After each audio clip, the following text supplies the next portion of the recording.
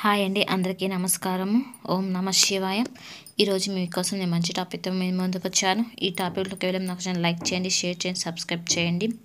మనకి మార్గశిర మాసం అంటేనే లక్ష్మీదేవికి ఎంతో ఇష్టంగా పూజలు చేస్తూ ఉంటాము. కానీ ఈ మార్గశిర మాసంలో లక్ష్మీదేవి పూజలు చేసేటప్పుడు ఈ మార్గశిర మాసం వ్రతకథ ఒకసారి విన్నామంటే మనకి ఉన్న అన్ని సమస్యలు దూరం అయిపోతాయి. ఈ మార్గశిర లక్ష్మీవార వ్రతకథ ఎవరైతే వింటారో వాళ్ళకి లక్ష్మీదేవి అనుగ్రహం తప్పనిసరిగా ఉంటుంది. పూర్వం కళింగ దేశంలో ఒక బ్రాహ్మణుడు ఉండేవాడు. ఆయనకి సుశీల అనే కుమార్తె ఉండేది. సుశీలకు చిన్నతనంలోనే తల్లి చనిపోవడం కారణంగా సవతి తల్లి వచ్చింది.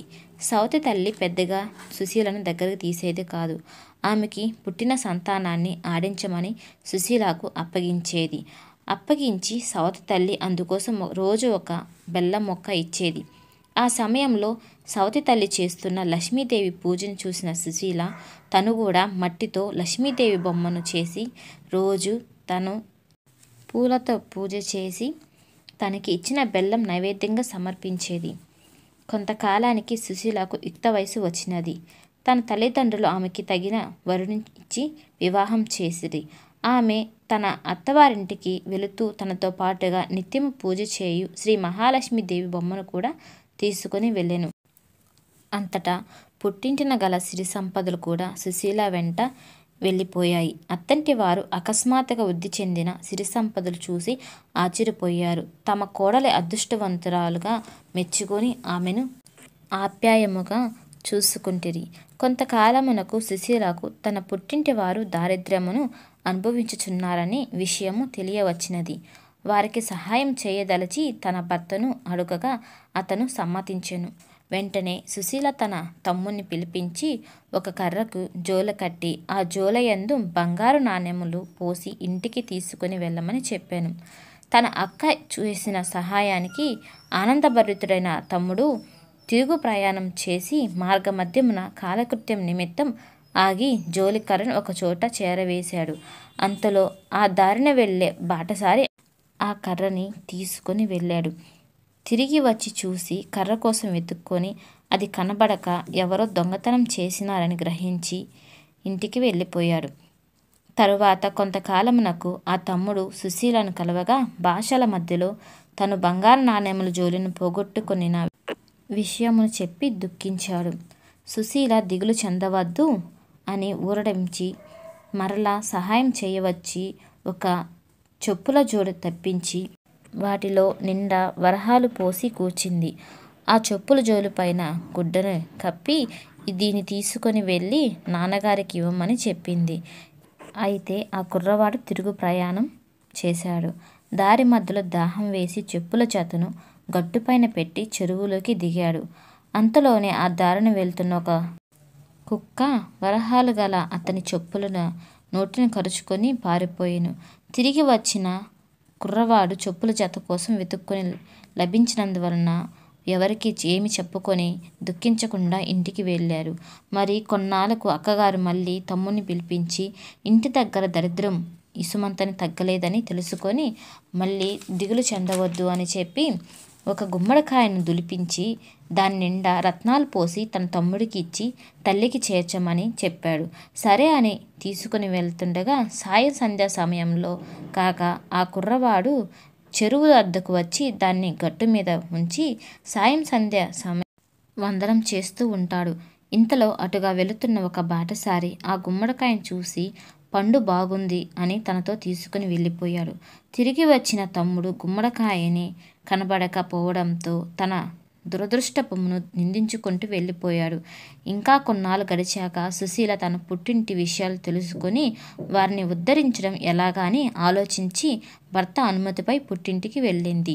తన పుట్టింటి వారి దరిద్రమును పోగొనుటకు మార్గశిర లక్ష్మీవారం నోము నోచిన ఐశ్వర్యం వచ్చును అని తలించింది. ఒకనాడు ఆమె సవతి తల్లితో, అమ్మా, ఈరోజు లక్ష్మీవారం కావున లక్ష్మీదేవి వ్రతం నోచుకుందాము, నువ్వు ఏమి తినకుండా ఉండు అని చెప్పాను. ఆమె కూడా అలాగే, నేనేమైనా చిన్నదానినా ఎందుకు తింటాను అని చెప్పి పిల్లలకు చద్ది అన్నం పెట్టి తాను కూడా ఒక ముద్ద తిన్నది. కూతురు వచ్చి నోముకు పిలవగానే పొరపాటున తాను చద్ది అన్నం తిన్న సంగతి చెప్పింది. అందుకు కూతురు చింతించి పోనీలే వచ్చే వారం చేద్దు అని ఆ వారం జాగ్రత్తగా ఉండు అని చెప్పి మొదటి వారం కూతురు మాత్రమే వ్రతం చేసుకుంది. రెండవ లక్ష్మీ వారం వచ్చింది. ఆ రెండవ లక్ష్మీ వారం నాడు పిల్లలకి తలకి నూనె పోస్తూ ఆ తల్లి గిన్నె చివరిలో మిగిలిన నూనెను కూడా తలకు పూసుకుంది. కూతురు వచ్చి నోముకు పిలిచేసరికి తన తప్పు గుర్తుకు వచ్చి ఆ విషయం చెప్పింది.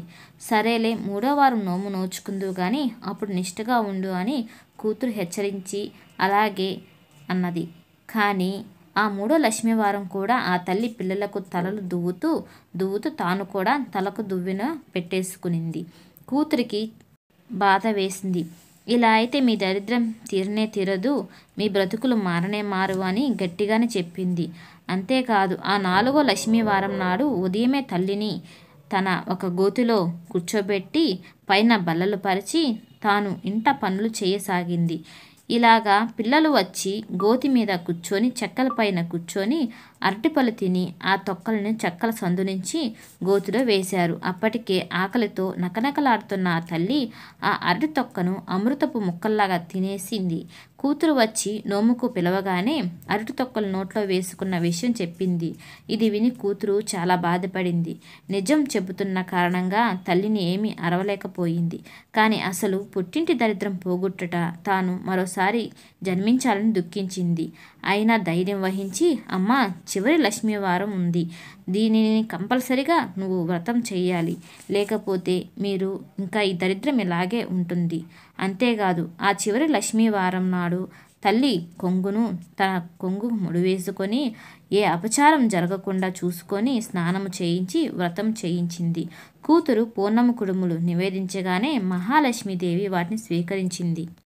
కానీ తల్లి పెట్టినప్పుడు మాత్రం స్వీకరించదు.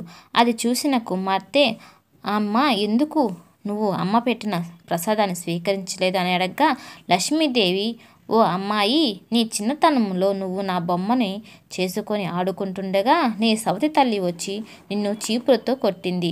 ఆడపిల్లలు సిరికి ప్రతిరూపాలు, అందుకే ఈమె సమర్పించిన నైవేద్యం నేను స్వీకరించడం లేదని చెప్పింది. అప్పుడు ఆ కూతురు లక్ష్మీదేవికి క్షమాపణ చెప్పి ఆ తల్లి చేత కూడా క్షమాపణ చెప్పించింది. లక్ష్మీదేవి ప్రసన్నురాలై నైవేద్యాన్ని స్వీకరించి వారి ఇరువురికి ఇంట సుఖ సంతోషాలు సంపదలు వృద్ధి చెందాలని వరం ఇచ్చెను. ఆ ప్రభావమున తన సవతి తల్లి ఇంట సంపదలు క్షేమముగా వృద్ధి చెందసాగాయి. అటు పిమ్మట ప్రతి సంవత్సరం వచ్చే మార్గశిర మాసంలో 5 లక్ష్మీవార నియమము నిష్ఠలతో శ్రీ మహాలక్ష్మీదేవి పూజ చేసి ఎంతో ప్రసన్నురాలయ్యేది. లక్ష్మీదేవికి ప్రసాదముగా పరమాన్నము, పులగము, బూరెలు, అప్పాలు మొదలగు వాటిని నివేదనము చేయుచు వారి కుటుంబంతో సుఖ సంతోషాలతో ఆనందంతో ఉండేరు. మార్గశిర మాసంలో వచ్చే లక్ష్మీ గురువారం నాడు చేసి ఈ పూజను మార్గశిర లక్ష్మీ వారాలుగా పిలుస్తూ ఉంటారు. సంవత్సరానికి ఒక్కసారి వచ్చే ఈ మార్గశిర మాసం నాడు ఈ పూజను ఆచరించడం సర్వశ్రేష్టము. ఈ వ్రతము లక్ష్మీదేవికి చాలా ప్రీతికరమైనది కనుక ఈ వ్రతం చేసిన వాళ్ళు, లక్ష్మీదేవి ఆరాధన చేసిన వాళ్ళకి ఈ వ్రతం చేయడం వలన రుణ సమస్యలు తొలగి శ్రేయస్సు, సంపద మరియు ఆరోగ్యం కలుగునని విశ్వాసము.